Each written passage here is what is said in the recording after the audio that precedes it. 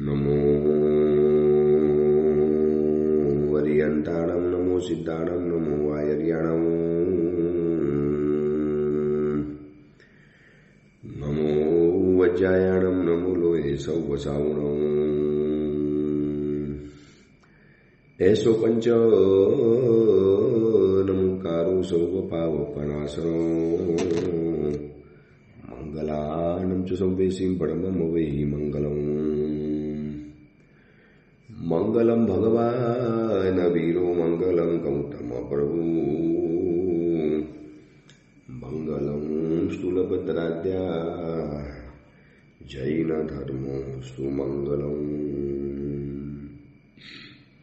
પ્રવચનનો વિષય છે નવી સવાર નવો વિચાર. આજથી લગભગ 1100 વર્ષ પૂર્વે બનેલો અને આશરે 300 જેટલા નીતિ સૂત્રોથી સુશોભિત એવો નીતિ વાક્યામૃત નામનો આ ગ્રંથ પૂર્વ દિશાની અંદરમાં જેમ રોજ નવો એક સૂર્ય ઉગે છે, જેમ આકાશની અંદરમાં રાત પડે અને હજારો લાખો તારાઓ ચમકી ઉઠતા હોય છે, રાત પડે, પૂનમની રાત આવે અને જેમ એક સરસ મજાનો ચાંદ આકાશની અંદરમાં ઉગી નીકળતો હોય છે, એવી જ રીતે આવા નવા વિચારો, સુંદર વિચારો, સરસ વિચારો આ મહાત્મા મને અને તમને રોજ સવારના પોરમાં એક સંભળાવી જતા હોય છે. જેમ એક નાનકડો બાળક હોય, ઘોડિયામાં સૂતો હોય અને મા કેવી એને લોરી સંભળાવે, હાલરડા સંભળાવે. જૂના સમયની અંદરમાં આવા હાલરડા સંભળાવતા હતા. પ્યોર ગુજરાતી ભાષામાં હાલરડા કહેવાય. हिंदी में जिसको लोरी सुनाते हैं, माँ बेटे को हिचके में सुला लेती है, झूला में सुला लेती है, धीरे धीरे धीरे धीरे झूला झूलाती है और लोरिया सुना लेती है, हालरडू संभळावતું જાય.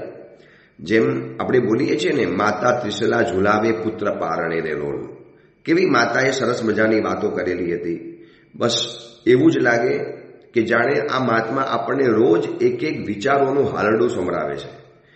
આપણા મનને એક નવી દિશા આપવાનો પ્રયત્ન કરે છે, મનનું ઘડતર કરે છે, મન ઉપર એક પ્રેશર નાખ્યા વગર એક સરસ મજાનો રસ્તો બતાવે છે કે જો આ રસ્તે ચાલો, આ એક નવો વિચાર જીવનમાં અપનાવવા જેવો છે. અને વિચાર આવ્યા પછી મનમાં એને આચરવાનું મન થયા જ કરે, મન થઈ પણ જાય.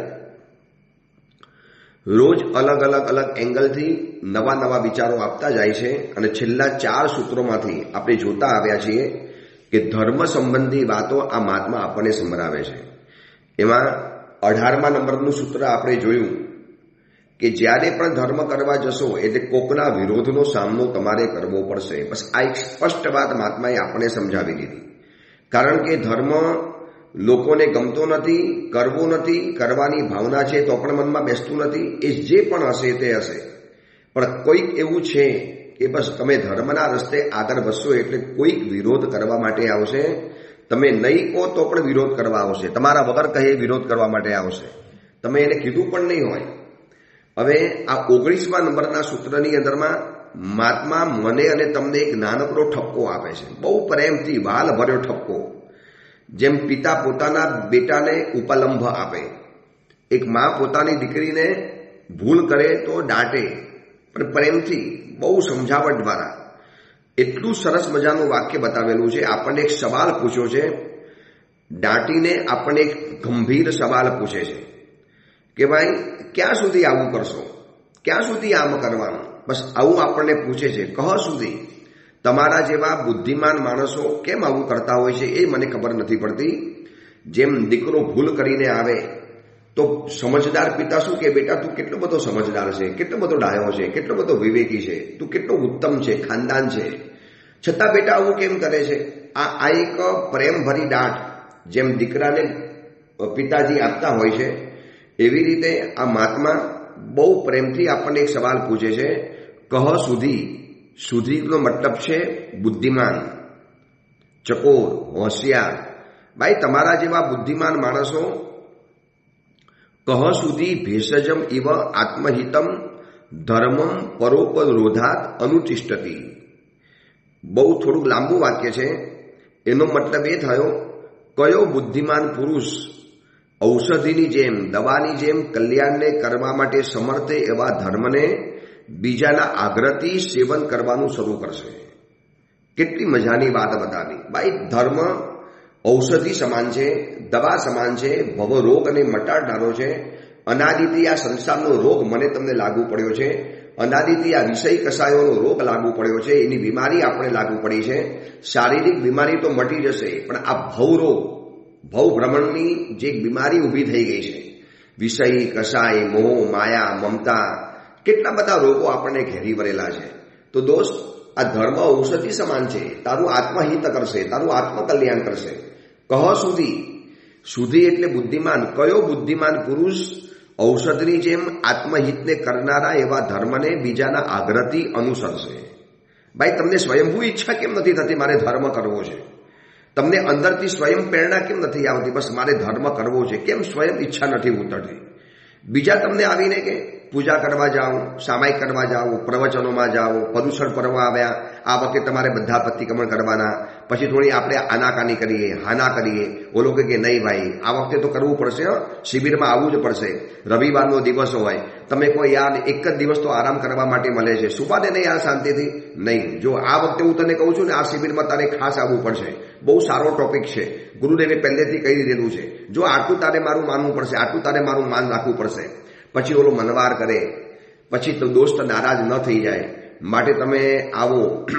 પછી ઓલોને ધ્યાન રાખવું પડે, ભાઈ ઊભો થઈને ભાગતો તો નથી ને, બેસી રહે છે ને, ભાગી તો નથી જતો ને. આટલું બધું કેમ? જે ધર્મ ઔષધિ સમાન છે, આત્મહિતને કરવામાં સક્ષમ છે. કહ સુધી ભેષજમ એવા આત્મહિતમ. કયો ડાયો માણસ દવાની જેમ આત્મહિતને કરનારા એવા ધર્મને, અહીંયા એક શબ્દ અતિ મહત્વનો છે, પરોપરોધાત. પરોપરોધાતનો મતલબ છે બીજાના આગ્રહથી. ભાઈ, બીજો તમને આવીને ધર્મ કેમ કરાવી જાય? તમે સ્વતઃ ધર્મ કરવામાં પ્રેરણા કેમ નથી લાગતી? ભૂખ લાગે છે તો કેવું આપણે ખાવાનું જાતે ખાઈ લઈએ છીએ. તરસ લાગી છે, કેવું આપણે પાણી જાતે જઈને પી લઈએ છીએ. કોઈ આપણને પરાને પાણી પીવડાવે છે? જબ પાણી કી પ્યાસ લગતી હૈ, જબ ભૂખ લગતી હૈ, તો ખાવા પીવા માટે કોઈ મનવાર નહીં કરવી પડે. કોઈ તમને કહેવા નહીં આવે, બાર બાર વિનંતી નહીં કરે, હિચકારી ભગવાન પસાઈ કરી ખાવાનું શરૂ કરો, પીવાનું શરૂ કરો. ભાઈ, આ બધું છે ને નોર્મલ છે. સવારના પોરમાં ઉઠ્યા અને ફ્રેશ થવા માટે કોઈ આપણને આગ્રહ કરશે? ભૈયા જરા ફ્રેશ થઈ જાઓ. કેવા આપણે તૈયાર થઈ જઈએ છીએ? તો ખાવું પીવું, શરીરની પ્રક્રિયા માટે આપણે જેવા રેડી છીએ, તૈયાર છીએ. તો આ મહાત્મા મને તમને સવાલ પૂછે છે કે કેમ ભાઈ તમારા જેવા ડાયા માણસો ઔષધિની જેમ આત્મહિતને કરનારા એવા ધર્મને પરોપરોધા બીજાના આગ્રહથી કેમ તમે કરો છો? સ્વયં ધર્મ કેમ અનુષ્ઠિત નથી કરતા? અને યાદ રાખજો, બીજોના આગ્રહથી ધર્મ કરશો ને તો બીજો કહેશે ત્યાં સુધી થશે. સ્વયં ધર્મ કરવાની અંદરમાં કેમ આપણને ઉલ્લાસ જાગતો નથી? અને શું ઉપમા આપી છે ધર્મને? ભેષજમ ઇવ આત્મહિતમ. જેમ શરીરનું હિત કરનારું ઔષધિ છે, તો આત્મહિતને કરનારો આ ધર્મ છે. આનાથી જ આત્મહિત થવાનું છે. કોઈ બીજી વસ્તુઓ આપણું આત્મહિત કરવા માટે નહીં આવે. સગા સંબંધી, પરિવાર, ઘર, સ્વજન, સંસારિક ક્રિયાઓ, સંસારિક ફરજો, કર્તવ્યો, એ બધું આત્મહિતને નહીં કરે. એ બધું કદાચ શરીરને હિત કરનારું છે, પણ આત્મહિત તો કરવું પડશે દોસ્ત. આત્માને તારે મોક્ષમાં મોકલવો છે, સર્વ કર્મથી મુક્ત થવું છે, તો એવા ધર્મનું તારે સેવન કરવું પડશે. અને આવો ધર્મ બીજાના આગ્રહથી કેમ, સ્વતઃ કેમ નહીં? હવે આના માટે છે ને 3 શબ્દ આપણે ધ્યાનથી જાણવા પડશે. પહેલા નંબરમાં આવે છે સૂચના, બીજા નંબરમાં આવે છે પ્રેરણા, અને ત્રીજા નંબરમાં આવે છે સ્ફૂર્ણા. આ 3 શબ્દને બરોબર ધ્યાનમાં રાખજો. નંબર 1, પહેલા નંબરમાં આવે છે સૂચના. સૂચનાનો મતલબ શું છે? કોઈ તમને વારંવાર સૂચના આપે. એક તમારો કલ્યાણ મિત્ર એવો હોય, તમને 14 આવે એની પહેલા 12-13થી તમને વોર્નિંગ આપી દે, યાદ કરાવી દે. એમ કહેવાય ને એક ટાઈમર, જેમ તમે મોબાઈલમાં ટાઈમર મૂકી દો એટલે બરોબર એ ટાઈમે તમને અંદરમાંથી એ વસ્તુનું યાદ અપાવડાવે, તમને સ્મૃતિમાં લાવે, એ તમને યાદદાસ્તમાં લાવે કે ભાઈ આ તમારે આ કરવાનું છે. તમે એવું ટાઈમરમાં નાખેલું હોય. એવી રીતે તમે એવા કેટલાક દોસ્તો તમારા હોય સારા, આત્મહિતેચ્છુ, એવા કેટલા કલ્યાણ મિત્રો હોય જે 14 આવે એની પહેલા 11, 12, 13થી તમને યાદ અરીવડાવે. તમને બરોબર કે ભાઈ જો 14 છે, લીલોતરી નથી ખાવાની, ભાઈ 14 છે, રાત્રિ ભોજન નથી કરવાનું, એ 14 છે, આ પ્રતિક્રમણ કરવા માટે આવી જવાનું છે, આપણો નિયમ છે, દર 15 દિવસે પ્રતિક્રમણ કરવાનું. હા ભાઈ, સારું યાદ કરાવ્યું હો, હું આવી જઈશ કરવા માટે. આ સૂચનાનો ધર્મ. આવી તમને સૂચના આપનારો માણસ ન મળે તો શું આપણે ધર્મ નહીં કરીએ? લગભગ નહીં કરે. કેટલીક વ્યક્તિઓને તમારે સૂચના આપવી પડે, ભાઈ ચોમાસું આવે છે, મહાત્માનો પ્રવેશ થઈ ગયો છે, 14થી પ્રવચનમાં આવવાનું છે, જો આવી જવાનું છે, આ સૂચના. એને તમે સૂચનાનો ધર્મ છે. એટલે કેટલીક વ્યક્તિઓને છે ને સૂચનાની જરૂર પડતી હોય છે. જેમ ડોક્ટર સૂચના આપે, સ્કૂલની અંદરમાં ટીચર્સ પૂર્ણ આપે, સૂચના આપે. સૂચના એટલે એક જાતની ટિપ્સ કહેવાય ને, કે તમને વારંવાર કયા કરે, યાદ દેવડાવ્યા કરે. તમારા માટે વારંવાર એને ઘંટ બગાડવાનો. 14 છે, આઠમ છે, પક્ષી આવી, પર્યુષણ પર્વ આવ્યા, ચોમાસું આવ્યું, ભાઈ સંવત્સરી પર્વ છે, આ ફલાણું પર્વ છે, આ વખતે આટલું કરવાનું છે. અને આવી સૂચના આપ્યા પછી જેને ધર્મ કરવાનું મન થાય તો એ સૂચનાનો ધર્મ છે. પણ એ સૂચના આપનારો ક્યારેક ભૂલી ગયો હતો, સૂચના આપનારી વ્યક્તિ સ્વયં બીમાર પડી ગયો હતો, એ સૂચના આપનારી વ્યક્તિ સ્વયં ભૂલી જાય તો, સૂચના આપનારી વ્યક્તિ કદાચ બહારગામ ગયા, વિદેશની અંદરમાં ગયા, એ પોતાના કાર્યમાં વ્યસ્ત બની ગયા તો ધર્મ આપણો રહી જવાનો. બસ મહાત્મા એ જ પૂછે છે, કહ સુધી એટલે બુદ્ધિમાન પુરુષ. કયો બુદ્ધિમાન પુરુષ? ભેષજમ ઇવ આત્મહિતમ ધર્મમ પરોપરોધાત અનુતિષ્ઠતી. કયો બુદ્ધિમાન પુરુષ ઔષધિ સમાન આત્મહિતને કરનારા ધર્મને બીજાના આગ્રહથી, બીજાના કહેવાથી, બીજાની ટકોરથી, બીજો તમને વારંવાર કે એક મહાત્મા આવે અને તમને કહે, જો ભાઈ આ વખતે અમે સિદ્ધિ તપ કરાવવાના છીએ, આ વખતે અમે આંબિલ તપનું અનુષ્ઠાન કરાવવાના છીએ, તમારે જોડાવાનું છે આમાં. આ વખતે અમે વર્ષી તપ કરાવવાના છીએ, તમારે જોડાવાનું છે. આ વખતે અમારો શરીર પાલિક સંઘ નીકળવાનો છે, તમારે એમાં યાત્રિક બનીને આવવાનું છે. આ વખતે અમે ઉદ્ધાન કરાવવાના છીએ, તમારે એમાં ઉદ્ધાન કરવાના છે. એટલે આવી સૂચના, આવું તમને વારંવાર રિયલાઇઝ કરાવવું પડે, વારંવાર તમને સ્મૃતિમાં લવડાવવું પડે. એ સૂચનાનો ધર્મ છે. આ ધર્મ છે ને બહુ લાંબો નહીં ટકે. સૂચના આપનારો હશે ત્યાં સુધી. અને તમે બીજાની સૂચના ક્યાં સુધી સાંભળશો? અરે ભૈયા ક્યાં પીછે પડ જાતા હે યાર, બાર ક્યાં કહેતા રહેતા હે, દેખુંગા યાર, તું કે નહીં યાર, પીછે મત પડ. બસ આવું વારંવાર કહેવાનું મન થઈ જાય. સૂચનાનો ધર્મ છે. બીજા નંબરમાં આવે છે પ્રેરણાનો ધર્મ. તમને ધર્મની હવે પ્રેરણા મળી. સૂચના અને પ્રેરણામાં તફાવત શું છે? તમને દર વખતે કહેવડાવવું પડે આ સૂચના છે, અને એક વખત તમને કહી દીધું કે ભાઈ હવે તારે દર વખતે આટલું કરી લેવાનું. ડોક્ટર તમને વારંવાર ફોન કરીને દવા લેવાનું યાદ કરાવડાવે, આ સૂચના. અને એક વખત ડોક્ટરે તમને પ્રિસ્ક્રિપ્શનમાં લખીને આપી દીધું કે આટલી દવા આટલા સમય આટલી વખત લેવાની છે, આ દવાનો ડોઝ છે, આ રીતે તમારે દવા લેવાની છે, અને આવું તમને કીધું અને તમે લેવાની શરૂઆત કરી દીધી. આ પ્રેરણાનો ધર્મ. તમને એક વખત સૂચનામાં વારંવાર કહેવું પડે. પ્રેરણામાં એકાદ બે વખત બસ તમને સમજાવી દીધું. સમજદાર કોઈ ઈશારા કાપી એ તમને કહી દીધું કે ભાઈ 5 તિથિ આરાધના કરવા જેવી છે. પલ્લોકનું આયુષ્યનો બંધ આ 5 તિથિમાં થતો હોય છે. તો તમે આટલું અનુષ્ઠાન તમારી જીવનમાં કરી લેવાનું. આવું તમને સમજાવ્યું અને તમે કરવાનું શરૂ કરી દીધું. આ છે પ્રેરણાનો ધર્મ. હવે ત્રીજા નંબરનું આવે છે સ્ફૂર્ણા. સ્ફૂર્ણા એટલે સ્વતઃ, અંદરથી થાય. શરૂઆતમાં સૂચના કરવી પડે, નો ડાઉટ. નાનકડા બાળકને સૂચના કરવી પડે છે ને, બેટા છી, ગંદકી, અંદર હાથ મત ડાલ. નાના બાળકો શું કરે? પોતાના જ વિષ્ટામાં પોતાનો હાથ નાખે, પોતાના જ મલમાં પોતાની આંગળી ફેરવે, અને માં સૂચના આપે, બેટા ડર્ટી, ગંદુ છે, બેડ છે, બેડ બોય છે, ગંદુ છે, બેટા નહીં અડવાનું, આ ગંદકી કહેવાય. અને આવું માં વારંવાર સૂચના આપે અને પછી સમજાવી દેજો, બેટા હવે છે ને આવું નહીં કરવાનું. તો આ એક પ્રેરણાનો ધર્મ આવી ગયો. પછી બાળક મોટો થાય એટલે કોઈ કહેતું પણ નથી, આજુબાજુમાં કોઈ જોનારું પણ નથી, અને કોઈ સંભળાવનારું પણ નથી, છતાં પણ સ્વતઃ અંદરથી શરૂ કરે. આને કહેવાય છે સ્ફૂર્ણાનો ધર્મ. સૂચનાનો ધર્મ લાંબો નહીં ટકે. પ્રેરણાનો ધર્મ ટકશે ખરો, પણ એવી પ્રેરણા આપનારો મળશે તો. હવે દર વખતે કે એવી પ્રેરણા આપનારો નવરો નથી કે તમારી પાછળ ફર્યા કરે. એ તમારો નોકર જેવો માણસ નથી કે ભાઈ તમને કે ભાઈ સાહેબ આ વખતે આઠમ છે, ભાઈ સાહેબ 14 છે, આ વખતે તીર્થોની યાત્રા કરવા માટે આવવાનું છે, આ વખતે આમ કરવાનું છે, ચલો આપણે યાત્રા કરવા જવાનું છે, આવી જાઓ મારી સાથે, ચલો આ વખતે આપણે ગુરુદેવને વંદન કરવા જવાનું છે, આવી જાઓ આપણી સાથે.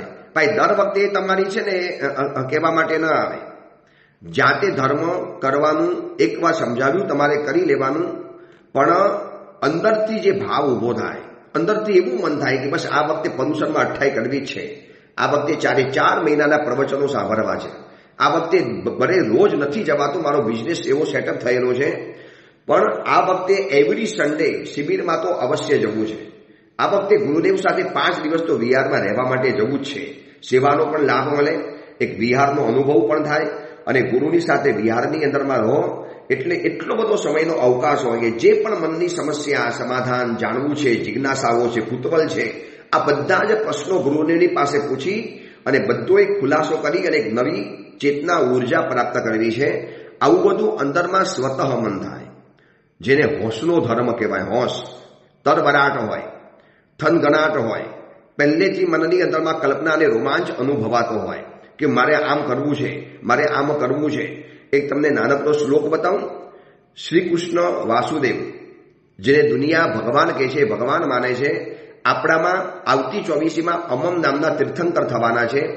એ દુનિયાએ એમને ભગવાન માની લીધા છે, આપણે ભગવાન થનારા છે એવું માનીએ છીએ.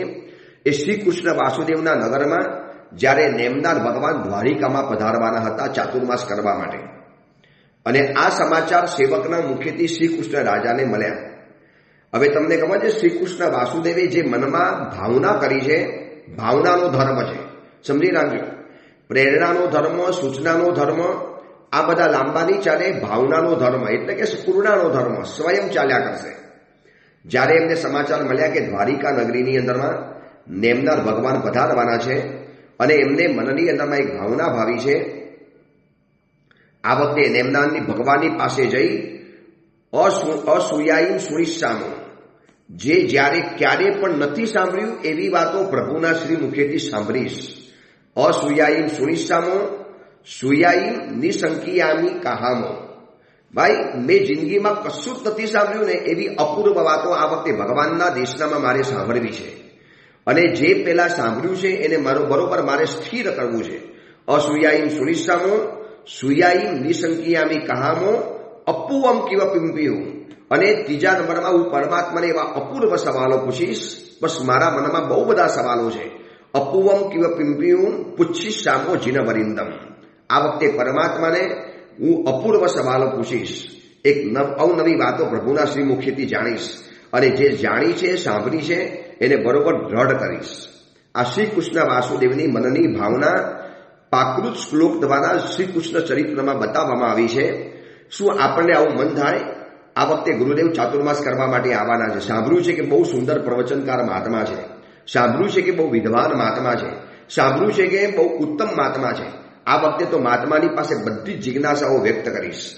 ગુરુદેવને કહીશ, ગુરુદેવ કોઈ અપૂર્વ ગ્રંથ સંભળાવો, કોઈ અવનવા ગ્રંથ ઉપર પ્રવચન આપો. અમારે જાણવું છે, અમારે સમજવું છે. રોજ અવનવી તત્વની વાતો અમારે જાણવી છે. પ્રભુએ જે તત્વનો ખજાનો મૂકીને ગયા છે એના કંઈક રત્નો પ્રભુ અમને બતાવજો. બસ અસૂયાયી સુનિશ્ચામો, નથી સાંભળ્યું એવી વાતો મારે સાંભળવી છે. સુયાયી નિસંકિયામી કહામો, જે સાંભળ્યું છે એને નિસંકિત કરીશ, નિસંદેહ બનાવીશ. ડાઉટ જે બધા હતા ને બધા ક્લિયર કરી નાખીશ, અને અનડાઉટફુલ બની અને એકદમ ક્લિસ્ટર ક્લિયર ધર્મના ક્ષેત્રમાં બની જઈશ. આવી ભાવના શ્રી કૃષ્ણ વાસુદેવ કરે છે. શું આપણને ક્યારે મનમાં થયું? અને તમને વાત કરું, શું આપણું નસીબ છે કે જીન શાસનના દરેક સમણી ભગવંતો બિલકુલ ચાર્જ લીધા વગર, સાવ મફતની અંદરમાં સુંદર મજાના પ્રવચનો. હું તમને અભિમાન માટે નથી કહેતો, ઘમંડ માટે બિલકુલ નહીં. ઘમંડ તો હું જીવનમાં કરી જ ન શકું. આ પ્રવચન આપવાની શક્તિ એ પરમાત્માની અનરાધાર વરસતી કૃપા છે. ગુરુદેવ ભુવન ભાનુચોરીમાના દિવ્ય વરસતા આશીર્વાદ છે. મારા પિતાજી મારા સાહેબની દિવ્ય પ્રેરણાઓ રહેલી છે. એટલે અભિમાન કરવાનો તો કોઈ સવાલ નથી. પણ આ રીતના પ્રવચનો રોજ તમારી સમક્ષ કેટલાય મહાત્માઓ પ્રવચનો આપતા હોય છે. આ ઓડિયો પ્રવચન સાંભળનારા કેટલાય લોકોના રોજના કેટલાય મેસેજ અમારા સેવક ભાઈ ઉપર અથવા તો વૈભવ અથવા તો પારસભાઈ ઉપર આવતા હોય છે કે ગુરુદેવને આટલી અમારી વાત પહોંચાડજો, ગુરુદેવને આટલા અમારા સમાચાર પહોંચાડજો. બહુ આનંદ આવે છે, બહુ મજા આવે છે. રોજ અપૂર્વ વાતો જાણવા માટે મળે છે, અવનવી ગ્રંથની વાતો જાણવા માટે મળે છે. તો હું તમને કહું છું કે જ્યારે આવા સુંદર મજાના મહાત્માઓ આવા સરસ મજાના પ્રવચનો આપતા હોય છે, અને આપણે પ્રમાદ કરવાનો. મહાત્મા સવાલ પૂછે છે, ધર્મમ પરોપરોધાત અનુતિષ્ઠતિ કહ સુધી. ભાઈ કયો બુદ્ધિમાન પુરુષ ક્યાં સુધી આવા ધર્મને પરાણે પરાણે કરશે? મહાત્માને કેવું પડે, ભાઈ પ્રવચનમાં આવજો. ઉલટાનું આપણે જઈને વિનંતી કરવાની, ગુરુદેવ મને પ્રવચનમાં આવવા દેજો સાહેબ, મને ના નહીં પાડતા સાહેબ, મારે સાંભળવું છે સાહેબ, મને આવવા દેજો, મને મને મને જીરવાણી સાંભળવી છે સાહેબ, મારામાં લાયકાત નથી, મને સાહેબ આવવા દેજો, મને ના નહીં પાડતા, એવું કરવું જોઈએ. આ તો ઉલટાનું મહાત્મા કરે. ભાઈ આ પ્રવચનમાં આવજો ને સાહેબ, એવું છે ને દુકાન જવાનું છે. પછી મહાત્મા કે મારા જેવો, યાર દુકાન આધા ઘંટા લેટ જાના. અરે સાહેબ જવું પડશે સાહેબ. પછી મહાત્મા 10 વખત કે તમે 11 વખત ના પાડો. પછી ઠીક છે સાહેબ આ વખતે આવી જઈ, જાણે કે ઉપકાર કરતા હોય. હું તમને કહું, આવા લોકો મને મળે છે અને આ જોયા પછી ઘણી વખત એમ થાય કે કોઈને કહેવું જ નથી, જવા દો યાર, શું કામ પ્રેરણા કરવાની. કયા પછી વરી પર જાણે કે ઉપકાર કરતા હોય ને, ઠીક છે સાહેબ આપણે બહુ કીધું ને, આ વખતે આવી જઈશ, આ રવિવારે આવી જઈશ. જાણે કે મારું દિલ સાચવતો હોય, જાણે કે વ્યાખ્યાનમાં ના આવે તો મારું વ્યાખ્યાન થતું જ ન હોય, જાણે મારા પ્રવચનમાં ના આવે તો જાણે મારા પ્રવચનમાં કોઈ ચામ જ નહીં આવતો હોય. અને પાછું શું કે ઠીક છે ગુરુદેવ આપે કીધું છે ને, ચલો આ વખતે આપનું માન રાખી લઉં છું, ઠીક છે લો માન રાખી લઉં છું. આ મહાત્મા થોડા કડક બનીને આપણને ઠપકો આપે છે કે ભાઈ ક્યાં સુધી તમારે આ ધર્મ પરાણે કરવો છે, તમારા માટે છે, તમારા આત્મહિત માટે છે, તમારા કલ્યાણને માટે છે. કોઈ પ્રવચનકારના પ્રવચનમાં નહીં જાઓ તો કે પ્રવચનકાર મહાત્માનું અહિત નથી થવાનું. જિનાલયમાં બિરાજમિત પરમાત્માની પૂજા કરવા નહીં જાઓ તો પરમાત્માનું કોઈ અહિત નથી થવાનું. પ્રભુ તો મોક્ષમાં પધારી ચૂકેલા છે. પ્રભુ તો પોતાનો સંસાર સમાપ્ત કરી અને અનંત કાળ સુધી અનંત આત્મસુખની અંદરમાં રમમાણ બની ચૂકેલા છે. કરવું છે તારે તારા માટે કરવાનું છે. નદીમાં રહેલું પાણી તું નહીં પીવે તો પાણીને કોઈ નુકસાન નથી, તરસ તારી छिपाવાની નથી. તો પરાણે કેમ કરવાનું? બધી વસ્તુઓ પરાણે સમજાવવાની. દાન આપવાનો પ્રસંગ આવે અને બીજાઓ તમને લાભ લેવાનું કે ભાઈ ચડાવો બોલો ને, આટલા બધા પૈસા છે, અરે શેઠજી ઓ શેઠજી. ઘણા સંગીતકારો છે ને શેઠજી બોલે, હું ના પડી દઉં, આવું બધું છે ને બહુ કહેવાનું નહીં. અને હું પહેલેથી સૂચના આપી દઉં છું, લાભ લેવો તો લેજો, તમને તમારી ગરજ હોય તો. ધર્મને કોઈ ગરજ નથી તમારા, તમે લાભ લો. તમને પૈસા મળ્યા છે, પુણ્યથી મળ્યા છે, આવું રિયાલાઇઝ થતું હોય તો. આ પૈસા દાન આપીશ તો નવું પુણ્ય બંધાશે, તો ભવાંતરમાં મને મળશે, આવું તમને શ્રદ્ધા હોય તો દાન આપો, કોઈ ગરજ નથી. અને તમારા વગર કોઈ ધર્મનું અટકવાનું પણ નથી, સમજી રાખજો, બિલકુલ નથી અટકવાનું. જે અટકવાનું છે એ મારું અને તમારું અટકવાનું છે. દાન આપવાનો પ્રસંગ આવે, તપ કરવાનો પ્રસંગ આવે, પ્રવચનમાં આવવાનો પ્રસંગ આવે, યાત્રા કરવાનો પ્રસંગ આવે, અને દર વખતે આજીજી કરવાની, દર વખતે તમને વિનંતીઓ કરવાની, તમને પત્રિકાઓ મોકલવાની, વોટ્સઅપ મેસેજ કરવાનો, ફલાણું કરવાનું. કેમ સામેથી કેમ ન ગયા? ભાઈ આ વખતે કયા મહાત્મા છે, મારે પ્રવચનમાં આવવું છે, પ્રવચનનો સમય શું છે? ગુરુદેવને પૂછવા માટે જાય, ગુરુદેવ મને પ્રવચનમાં આવવા દેશો ને, મને આવવા દેશો ને. અરે એવો એક પણ શાવક નથી મળ્યો જેને આમ જિજ્ઞાસા અને ઝંખના નહીં, ગરજ હોય, ગરજ. અને આવા ગરજવાન શાવકો દેખાય ને 4 કલાક પ્રવચન આપી દેવાનું મન થાય મારા જેવાને. અંદરથી ગરજ પેદા થવી જોઈએ. અને આ ઓડિયો પ્રવચન જે વહેલી સવારે ઉઠીને જે આપવાનું મન થાય છે, આવા કેટલાક ગરજવાન શાવક શાવિકાઓ છે જેમના વારંવાર વિનંતી આવે છે, ગુરુદેવ આ બધું જ છે ને સાહેબ આગળ પાછળ કરજો, પણ આ ઓડિયો પ્રવચન ગુરુદેવ બંધ નહીં કરતા પ્લીઝ. અમે દૂર દેશોમાં રહીએ છીએ, અથવા તો અમે એવી જગ્યામાં રહીએ છીએ જ્યાં અમને જીનવાણી સાંભળવાનો અવકાશ જ નથી મળતો, અથવા તો બાજુમાં ઉપાશ્રય છે પણ સમય અમને અનુકૂળ નથી થતો. તો ગુરુદેવ ઘેર બેઠા આ બધી જ આરાધના અમને કરાવો છો. પરવાદીના પરુષણ મહાપર્વની, નૌપદની હોળીની, બધા પર્વો, ગુરુ ભગવંતોના જીવનચરિત્રો અને અલગ અલગ પ્રવચનો, કથાઓ, આવા શાસ્ત્રો. પ્લીઝ ગુરુદેવ આ પ્રવચન બંધ નહીં કરતા. આવા અનેક લોકોની વારંવારની વિનંતી છે, માટે મન થાય છે. ગરજ જોયા પછી તો ભલભલો સાધુ તૂટી પડવા તૈયાર થાય. પણ ક્યારેક પિક્ચર એવું જોવા માટે મળે. આ મહાત્મા કે છે 1100 વર્ષ પૂર્વે થઈ ગયેલા મહાત્મા લખીને ગયા છે કે ધર્મમ પરોપરોધાત અનુતિષ્ઠતિ કહ. કયો બુદ્ધિમાન પુરુષ ભેષજમ એવા આત્મહિતમ, દવાની જેમ આત્મકલ્યાણ કરનારો, આપણું જ કલ્યાણને કરનારો છે. ધર્મ કરવાથી મારું ઠેકાણું પડવાનું છે, સાબુ ઘસવાથી આપણું શરીર સાફ થવાનું છે. સાબુને શું ફરક છે? સાબુ તો ચોખ્ખો જ છે, સાબુ તો નિર્મલ છે. ઉલટાનો સાબુ ઘટવાનો છે. પ્રવચન આપનારા મહાત્માને શક્તિ થાક લાગવાનો, વીકનેસ આવવાની શિબિરો કરીએ છીએ ત્યારે 4-3 કલાક શિબિરમાં પ્રવચનો આપે ત્યારે ગળાનો દુખાવા અમને થાય છે, છતાં પણ આગ્રહ કરવો પડે, ભાઈ શિબિરમાં આવો ને, આ પાસ લઈ જાઓ ને સાહેબ, પ્લીઝ આ વખતે નહીં ફાવે સાહેબ, આવતા રવિવારે. અમે કઈ ભાઈ ઠીક છે આવતા રવિવારે પણ આવજે ને. જાણે કે ઘણી વખત તો હું મારા મનની વાત કરું ને તો મને એમ થાય કે કોઈને સૂચના આપવી જ નથી, પ્રેરણા નથી કરવી. પૂર્ણાનો ધર્મ કેમ નથી આવતો મનમાં? કેમ મનમાંથી આત્મહિત નથી આવતું? બધી બાબતમાં પ્રેરણાઓ કરવાની. પૂજા કરો, દેરાસર જાઓ, ગુરુવંદન કરવા માટે આવો, પ્રવચનોનું શ્રવણ કરો, જમીન કંદ છોડો, સામાયિક શરૂ કરો. અરે નાનકડી બાબતોની પ્રેરણા કરવાની. શ્વાસ લેવાનું તમને કોઈ કહેવા માટે આવ્યું કે શ્વાસ લો? એ ભાઈ જરા શ્વાસ લો ને. કેવું આમ શ્વાસ લેવું સહજ બની ગયું છે. તો સામાન્ય ધર્મ, હું તમને નથી કે તમે બહુ મોટો ધર્મ કરો, રોજ માસક શ્રમણ કરો, રોજ લાખોના દાન કરો. અરે નાનકડો ધર્મ, રોજ પ્રભુના દર્શન, નિત્ય જીન પૂજા, નિત્ય જીન વાણીનું શ્રવણ, જમીન કંદનો ત્યાગ, બને ત્યાં સુધી જીવનની અંદરમાં અભક્ષોના ત્યાગ કરી લેવાના. આટલો નાનકડો ધર્મ, કયો એમાં પૈસાનો ખર્ચ થાય, કયો એમાં શરીરને ભારે પડી જવાનું છે, કયો શરીરને એમાં શ્રમ લાગી પડવાનું છે, છતાં પણ તમને દર વખતે પ્રેરણા કરવી પડતી હોય. સાચું કહું, અમારા જેવા કેટલાય સમણ ભગવંતો હવે પ્રેરણા કરીને થાકી ગયા છે, રીસર થાકી ગયા છે. મેં ઘણીવાર પૂજ્યપાલ રત્નસુંદર સુરેશ્વરજી મહારાજની પાસે વેદના વ્યક્ત કરી છે. ગુરુદેવ, લોકોને ગરજ નથી, સારામાં સારા પ્રવચનો આપીએ છીએ, છતાં પણ લોકો કે આજે આંખ મીચાઈ ગઈ, આજે ઊંઘ આવી ગઈ, આજે મહેમાન આવી ગયા, આજે મહેમાનને લેવા ગયા, આજે મહેમાનને મૂકવા ગયા, આજે માથું દુખાવો થઈ ગયો, આજે શરદી થઈ ગઈ, આજે વરસાદ બહુ આવી ગયો. અરે ગુરુદેવ, નીકળતો હતો ત્યાં અચાનક ઈશ્વરનો ફોન એવો આવી ગયો ને, પછી મને લાગ્યું અડધા વ્યાખ્યાનમાં હું ક્યાં જઉં. આવા 25-50 કારણો બધાના ફિક્સ રહેલા છે. આવા જ બધા કારણોસર રાતના મોડો ઉઠ્યો, સવારના મોડું ઉઠાયું, પછી બહારગામ ગયેલા હતા, આવું થયેલું હતું. આટલા બધા બાનાના વચની અંદરમાં એવા આપણને અટવાવી નાખે કે સાહેબ એમ થાય છે કે હવે એના કરતાં આપણે આપણી આત્મહિત કરીએ, આપણો જાપ કરીએ, આપણી આરાધના કરીએ, સ્વાધ્યાય કરીએ. પણ પૂજ્યપાલ રત્નસુંદર સુરેશ્વરજી મહારાજ કાયમ માટે કે દેખ પદ્મપોથી, આવું બધું રહેવાનું. આપણે પ્રવચન આપણા આત્મકલ્યાણ માટે આપવાનું છે, લોકોના માટે નહીં. તું એમ શું કામ માને છે કે તું વ્યાખ્યાન લોકોના માટે આપે છે? એમ માની લે ને, હું વ્યાખ્યાન મારી જાતને આપું છું, મારી પોતાની જાતને સામે બેસાડીને પ્રવચન આપું છું. આ એંગલ સમજાવ્યા પછી મનમાં સમાધાન થયું, વરના મનમાં આક્રોશ આવતો હતો. બાજુમાં ઉપાશ્રયની બાજુમાં ઘર છે, બારીમાંથી એ ઘરમાં આટા ફેરો કરતો દેખાય છે, અને હું પ્રવચન માટે નીચે ઉતરું છું, બારીમાંથી મને દેખાય છે, અને પછી આવે. હું કહું વ્યાખ્યાનમાં કેમ ના આવ્યા? સાહેબ કામ હતું. શું કામ હતું? બિલકુલ ઘરમાં નવરા બેઠેલા દેખાતા હતા.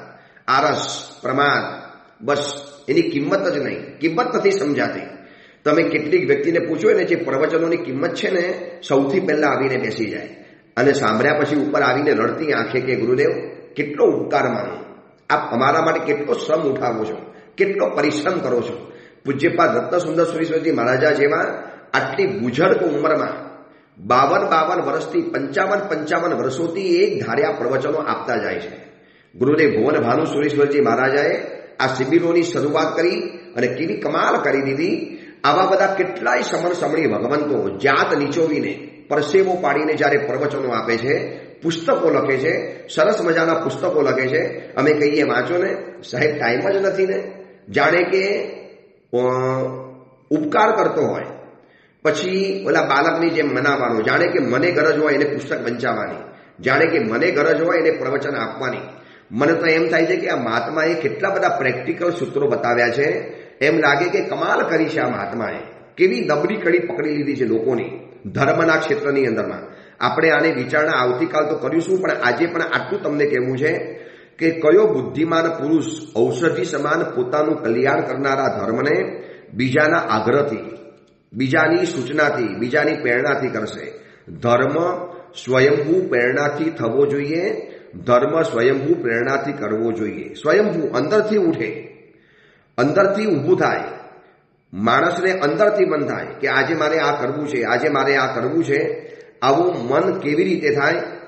શું કરવાથી આવું અંદરમાંથી ધર્મ માટે મન ઊભું થાય?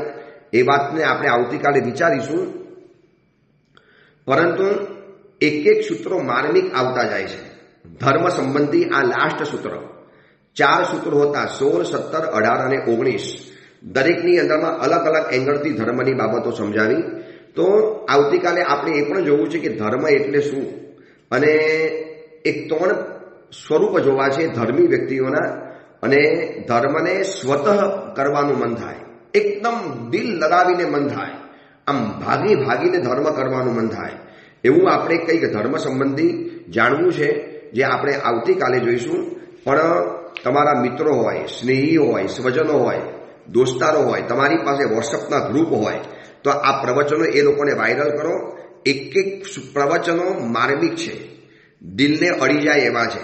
કારણ કે સૂત્રો જેવા આપ્યા છે મહાત્માએ કે જે આપણને આપણી નબળી કડી પકડી છે. લગભગ આપણો આ જ છે કે પરાણે ધર્મ કરીએ, મન મારીને ધર્મ કરીએ, કોકના કહેવાથી ધર્મ કરીએ. એટલે મહાત્માએ સવાલ પૂછ્યો, કહ સુધી ભેષજમ ઇવ આત્મહિતમ પરોપરોધાત અનુચિષ્ટતી.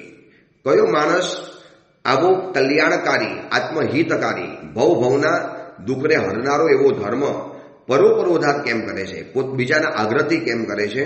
ચલો આ બાબતની બીજી વિશેષ વિચારણા આપણે આવતીકાલે કરીશું. અમારો વિહાર અંતરિક્ષથી જાલના આવ્યા, જાલનાથી સંભાજીનગર આવ્યા, સંભાજીનગરથી હવે મુંબઈ તરફનો વિહાર શરૂ થઈ ચૂકેલો છે. ધીરે ધીરે વિહાર કરતા નિફાળ, પછી નાસિક, ધર્મચક્ર તીર્થ, શાહપુર માનસ મંદિરમ તીર્થ, ભિવંડી, મુલુંડ થઈ અને પછી દીક્ષા માટે ગોવાલિયા ટેન્સી સંઘની અંદરમાં આવવાનું થશે. ત્યાં 15 દિવસ સ્થિરતા થશે. ચૈત્ર માસની ઓરીની આરાધના ગોવાલિયા ટેન્સી સંઘની અંદરમાં થશે. એ આગળનો કાર્યક્રમ આગળ બતાવી દેવામાં આવશે. એ જ મંગલ કામના, મંગલ ભાવના. જીનાગના વિરુદ્ધ કાંઈ પણ બોલાયું હોય તો મિચ્છામી દુક્કડમ.